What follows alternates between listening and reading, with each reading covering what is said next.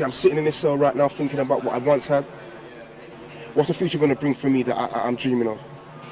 You've got a roof over your head whilst you're in prison.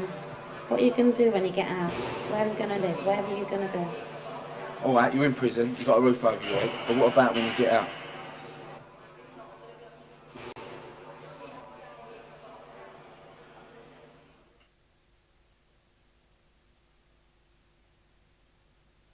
If you don't have things set in place and you just walk out of the gate, no housing arranged, nothing properly set up for yourself, after a little while you will crumble. No matter how much motivation you have, drive you have, you'll crumble. I immediately crumbled from the sheer fact that I was staying with friends because I had nowhere else to stay. They're still involved in everything, and through that I ended up getting involved back into everything myself. It's a downward spiral and becomes like a scratch record, becomes a repeat.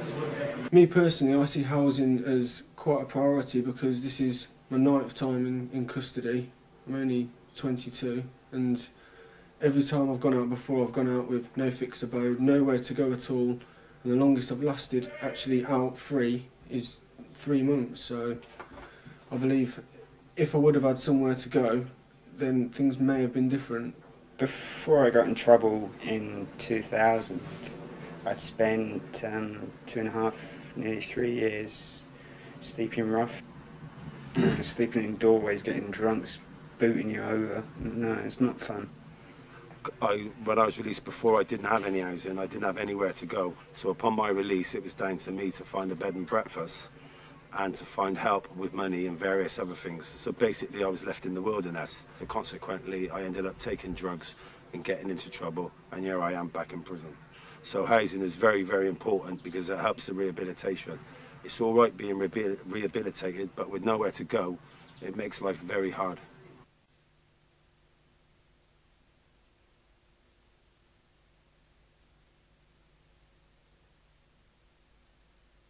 People, when they come into prison, very often lose accommodation. Or if they don't lose them, they forget to tell the council that they're no longer there, and so debts accrue quite rapidly. Well, boy, you don't really want to be getting a rent arrears. You don't want to be getting rent arrears, you really don't. It's like having bad credit history. You can't take it with you. You have to deal with it there, or you're getting booted out. And when you're getting booted out, no other hostel, no other housing association are going to take you. Prisoners tend to think that when they go to prison their debts are just going to be forgotten and they no longer exist, but that's not the case. Increasingly we're finding, as I said earlier about the debt situation, we're finding guys coming in here with rent arrears or council tax arrears. Rent arrears will stop them get tenancies, particularly back in their own councils and in their own locality. I was arrested and then sent to prison, and they were still charging me rent, but kept charging me while I was young. So I was like £1,500 in arrears at present. What I do is I've been trained by the Citizens Advice Bureau in debt management, and I start the writing of the letters and making the phone calls on their behalf. Well, we got in contact with my local council and that, and you know, he come back to me about 2 weeks, 3 weeks later, and he said, look, when you get out, he goes, I've organised it, you can pay £2.50, I think it's a week. There are schemes in prison whereby people can pay a small part of their wages in order to pay back some arrears, and local councils will accept that and will accept that willingly so that debt's written off. So if you've got a couple of years, you've got debts, then you can begin to pay those debts, you can close tenancies, but most of all, don't leave it to the last few months of your sentence.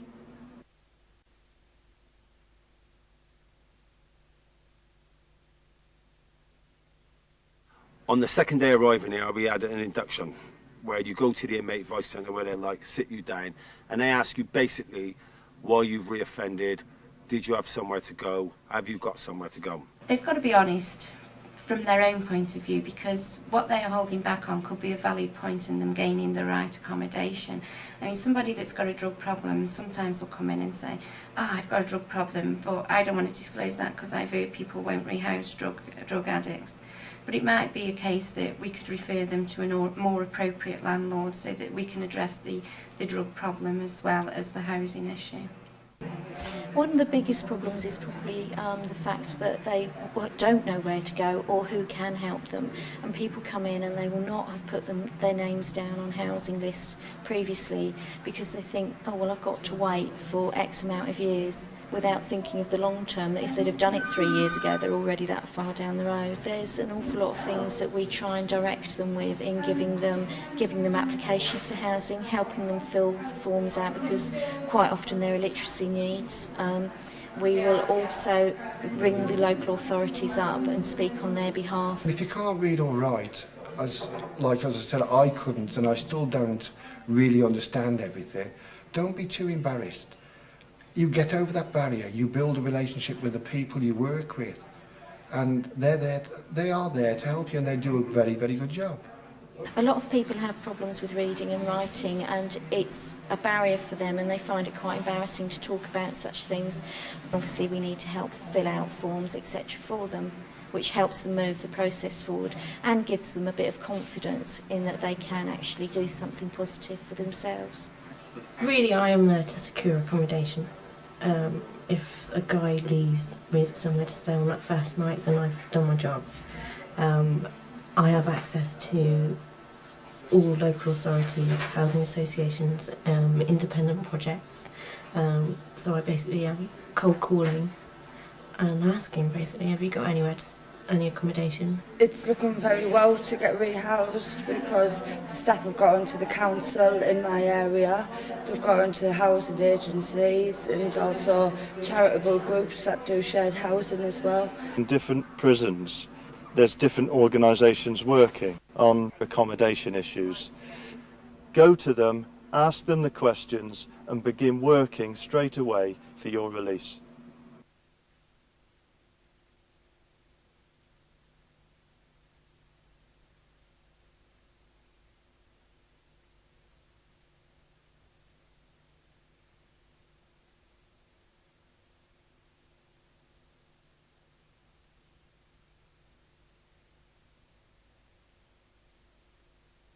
So you've got supported housing, you've got hostels, council housing, but it's a lot more difficult because realistically all we really can do while they are in custody is to look to get them on the council list, but because lists are so long, usually you don't get a place on release via the council, if I'm honest. Originally I thought it would be quite easy to get into a council place, but I have learnt now that it is quite difficult to get a council place for somebody.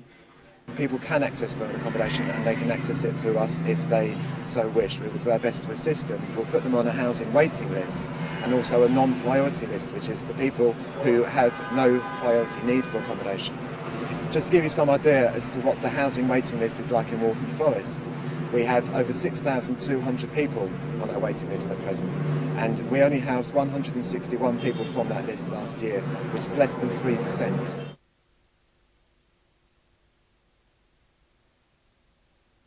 When I was working in resettlement, and I would say to a prisoner, you may be looking at hostel accommodation when you're coming out. You would get, no, I'm not going to a hostel, it's full of smackheads and I'm not going to go back there. I'll be reoffending within days. That may have been the case a few years ago, but certainly some of the hostels that I've been to recently, I mean, I've lived in worse bedsits, you know, when I've been growing up and going to places. So, yeah, I mean, they are improving and people are realising they can get on the road again using hostel accommodation. Yeah, I wasn't given a bail hostel immediately on my release. First I stayed with a few friends and then probation eventually got me a bail hostel. One, it was well out of an area that I'd never been to, and then they said you have to be in by 11. And so at that time my thinking went negative against the bail hostel. Since then, since having come back inside, I've had a chance to think about what that bail hostel was. And do you know what that bail hostel was? It was a roof over my head. And it wasn't permanent, it was temporary.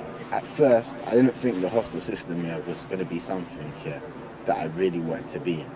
But when I look at it now and how much it's helped me, I can't deny that it's been a good tool for me since I've been up. So I want to say, if you get a chance in jail to look up information about it, do it, because you ain't going to get a chance like this otherwise.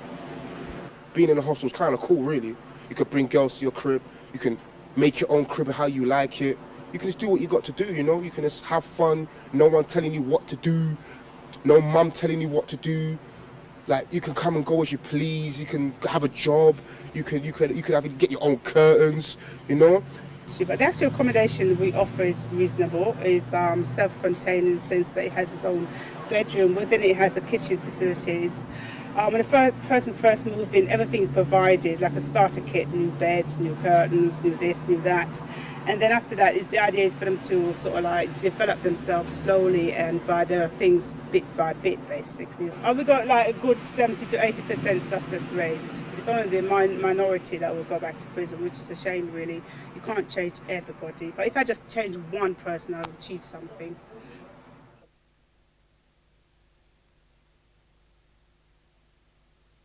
In a lot of cases, people do want their own accommodation, and then we give them information and advice on private rent. Some places do offer rent deposit schemes, and they allow you to borrow the money to put down as a deposit to get your own place. I'm Sarah Brewerton. I work for Aspect Housing UK Limited, and I house people that come out of prison. We cover Birmingham, Black Country, Wolverhampton, Walsall, Stoke-on-Trent and Coventry. This is one of the accommodation we have in Handsworth. It's a 3-bedroom house. We have 3 gentlemen here that have been here. The longest person has been here for just over 2 months. He's basically our house buddy, which is the person that takes control of the property. The idea is that it is independent living and they live together as a unit. We don't put locks on their bedroom doors. It's not a hostile situation. Nobody in the area knows who they are, where they're from, or crimes that they've committed. A lot of the lads that have come through here have been on the streets, you know, so the organisation that put this together are a godsend, really, you know. It's given me another chance, basically. When you do come out, it's pretty hard. It depends how you land on your feet. I landed like a cat this time on all fours, and it had a bit of help off my housemates and things, so these might even be sorting me out of a job. They're opening a new place, innit? A bed and breakfast. And like, because I've got catering experience, so I might go and be a chef there. Cool as.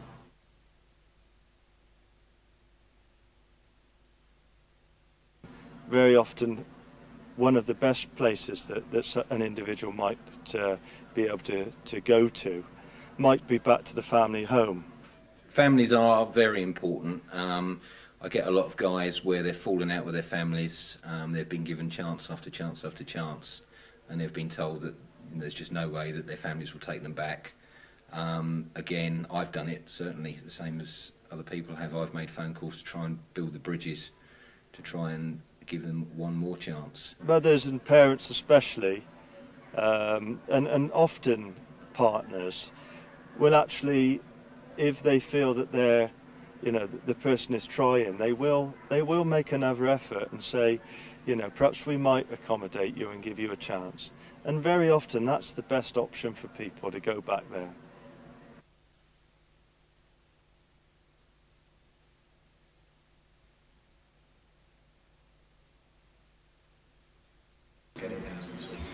Each prisoner needs to think very seriously that the only person at the end of the day who can really help them is themselves, and they need to identify the people who can help within the prison system, but they need to use that system to help themselves move forward. Obviously, if you've got several years to do on your sentence, it may seem unimportant to you to think about accommodation on release. However, the sooner you think about it, the sooner you can get onto a waiting list with a local authority, and although some of them say that they will defer your application until you're out, you can still be earning points for having been on the waiting list. My advice would be to be honest with us. Yes, we're in uniform, but we are human. Just be honest with us. Tell us what your problems are early. Don't let it wait and wait and wait until it's too late. Give us a chance to help you sort things out, to give you yourself a better life when you get out of jail.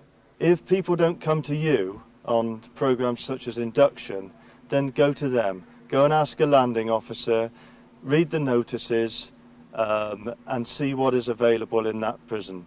As soon as you hit prison, once you know that you're doing a certain amount of sentence, get hold of people like Nacro, any other housing agencies, even your probation officers. Get hold of your information you can get on it, anything that you can find.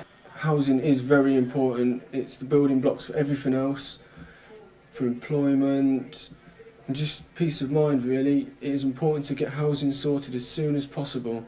The advice I could give, basically, is don't sit in your cell and just waste away and do nothing about it. Get up, see these people, because it's there for you, it's there for the taking. Take what's on offer and sort yourself out. You can change your life and you can do certain things that will enable you to get rehabilitated and for somewhere to go in the future. So just don't dwell on your sentence, lads. Be positive, put pen to paper, start getting in contact with your probation, with outside housing agencies, and do it straight away. Don't leave it to the last minute and get out and then do what I ended up doing on my first time and reoffending, coming back to jail. Get yourself sorted out now, lads, while you got the chance, because this is the one time where you could turn your life around, get rehabilitated, get a job, and stay out of trouble. Okay, was that any good? I don't know if it was any good. Hey guys.